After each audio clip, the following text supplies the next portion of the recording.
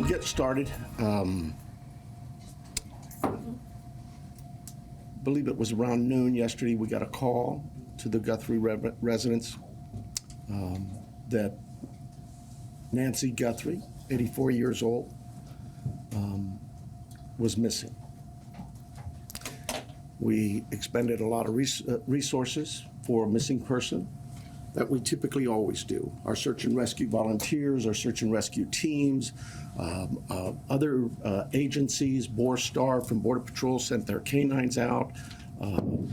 They worked tirelessly all day yesterday and all day tonight. All day yesterday and all last night.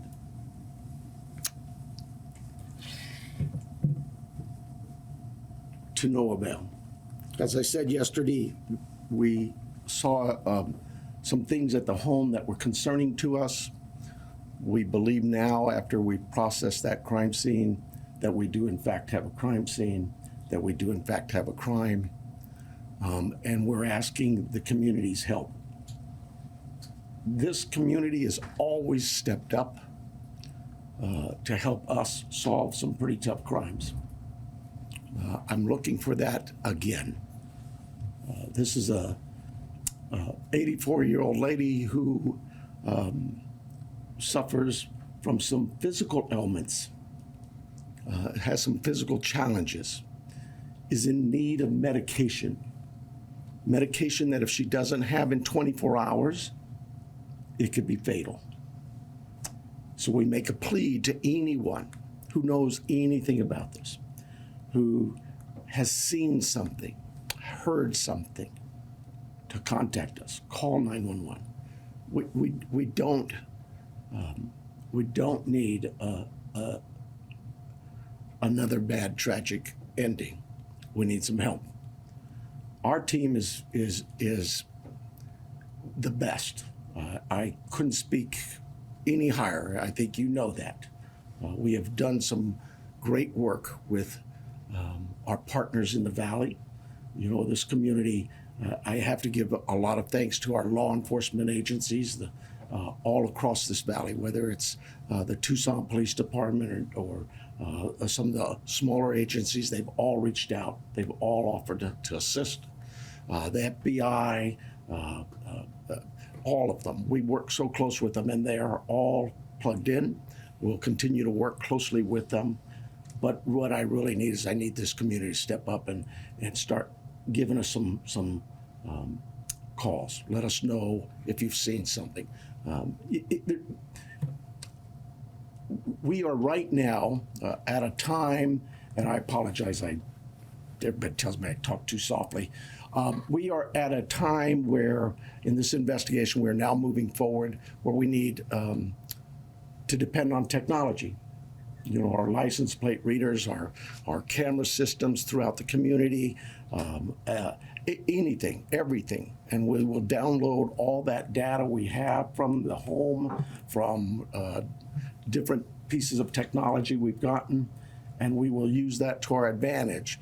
But the reason I bring this up is that, you know, I'm a cop. I hate politics, but I have to remind our political leaders that they need to quit this banter of every time law enforcement leaders come to you for a need, that you give up these ridiculous remarks about how it's going to be misused. AI is a bad, evil word.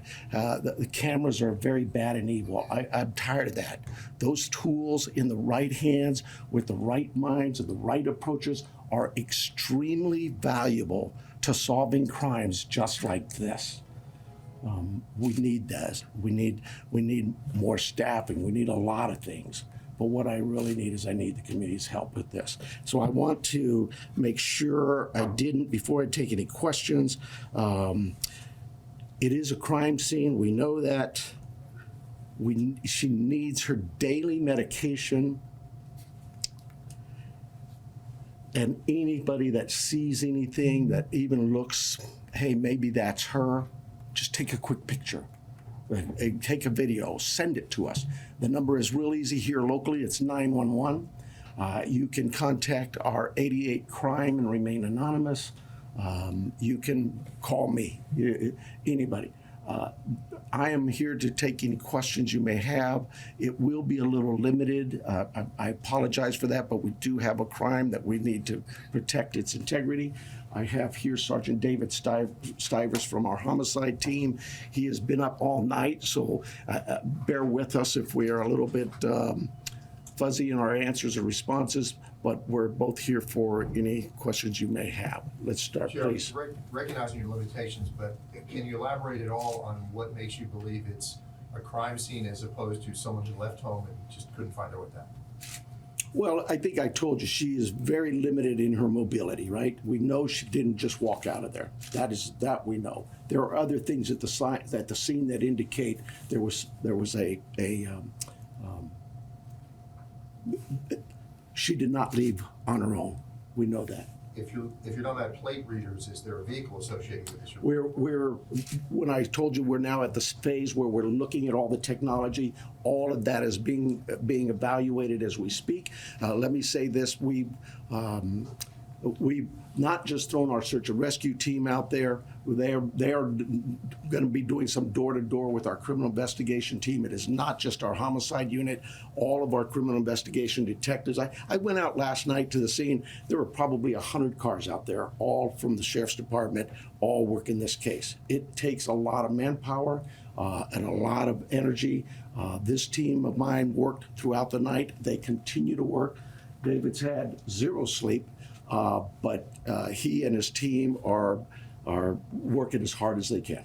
Is there anybody else associated with her, a caregiver, family member, acquaintance, who is also missing and somebody? No. The family, all of the family has been very cooperative with us. They're working with us. They're staying in touch with us.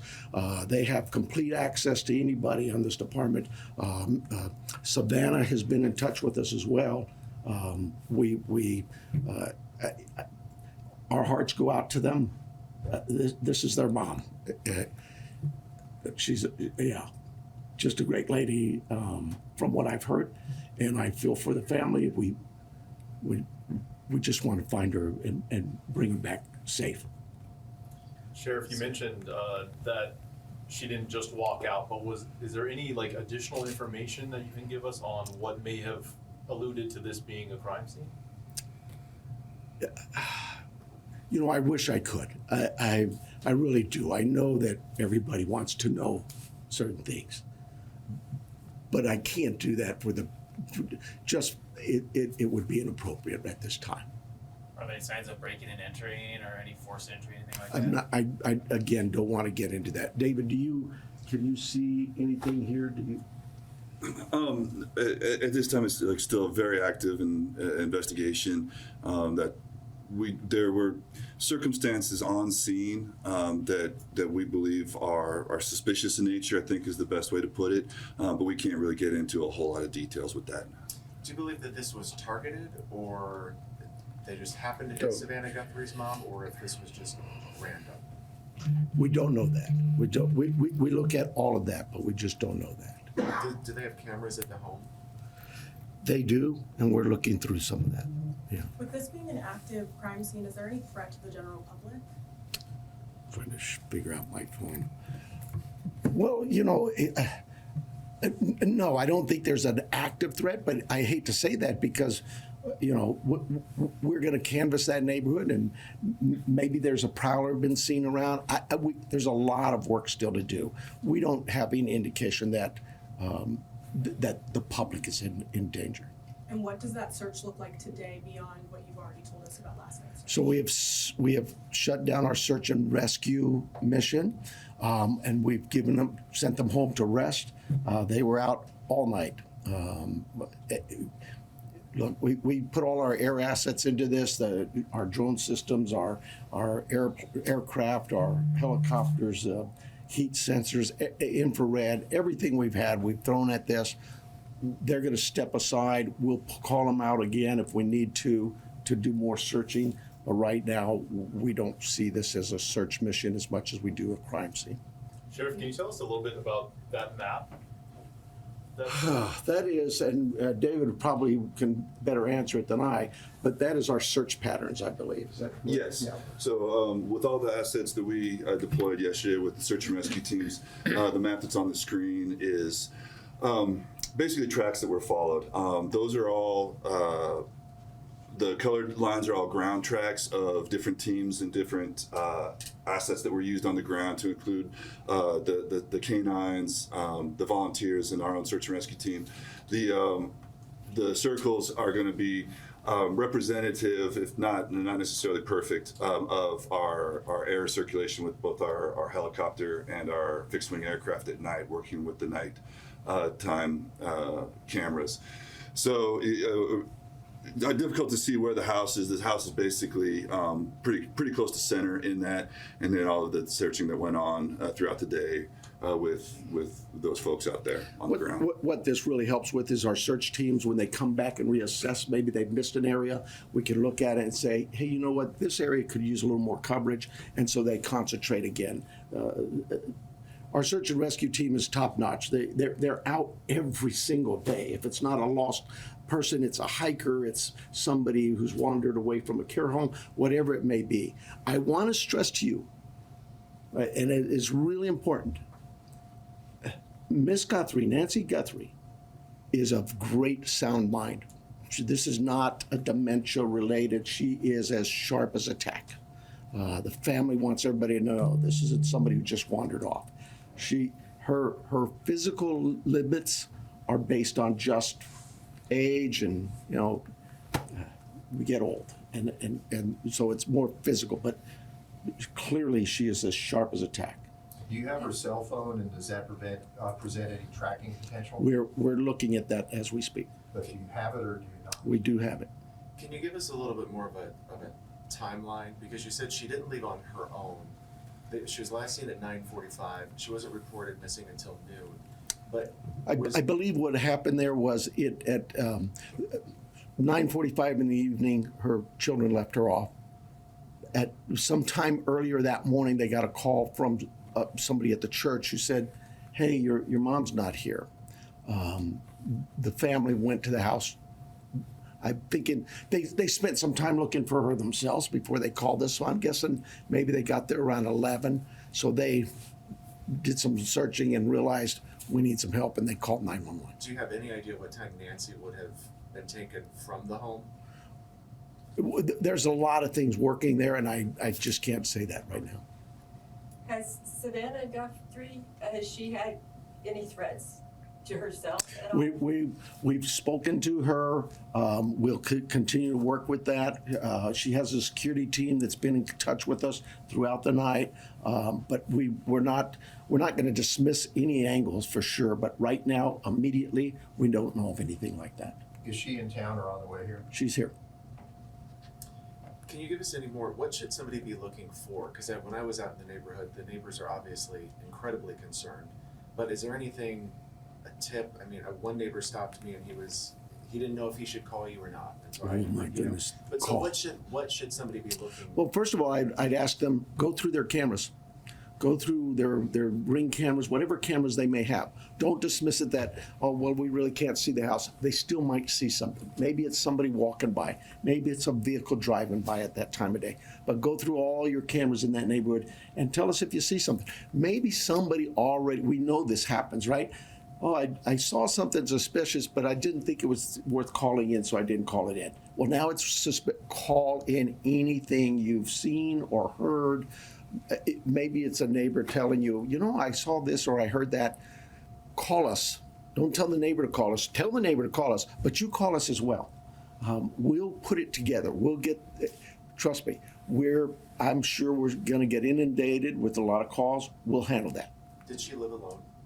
I believe, yes, she did, yeah. Were there any caregivers who are normally associated with her? Well, she has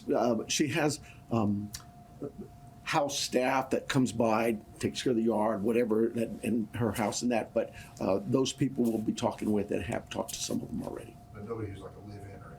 Nobody actually lives with her, no. Like I say, she's of great sound mind, and she is mobile. It's just it's a challenge for her to get, as the family says, she couldn't walk 50 yards by herself, so. Anybody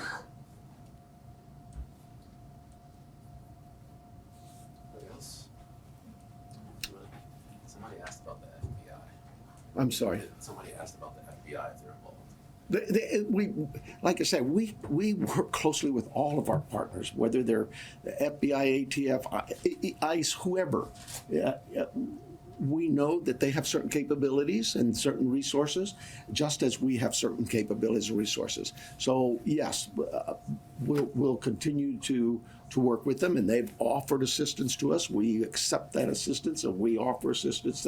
But just last week, the FBI called us to handle a shooting that involved Border Patrol.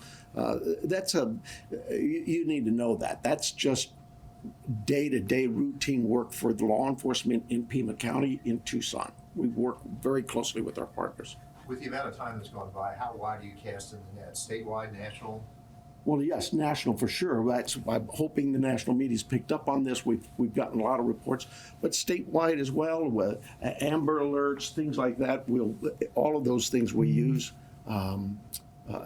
Every tool we have, we will use. Very good. You guys are too easy. Thank you so much. I apologize for being late. I apologize for my political rhetoric of the Board of Supervisors or the City Council. I just get so frustrated and we just can't do this job without their support. We don't need political statements from the dais and mumbo jumbo. We need them to listen to their law enforcement leaders and really pay attention to the fact that we understand that there's a great potential for abuses in today's world with the technology that's available to us. But you have to, at some point in time, have some faith and trust in your leadership in the law enforcement community to know and understand that we too were elected here to provide a service to our community. I can't think of a community in this planet that wouldn't tell you, number one is public safety. Everybody just wants to be able to know that they can go outside and enjoy their community and come home and be safe at night in their rooms, asleep in bed. And this lady wasn't able to accomplish that. That's a sad statement. We need her back. We need to find her. And time is very critical. She is 84. She needs her meds. Her family needs her too. Thank you so much for being here.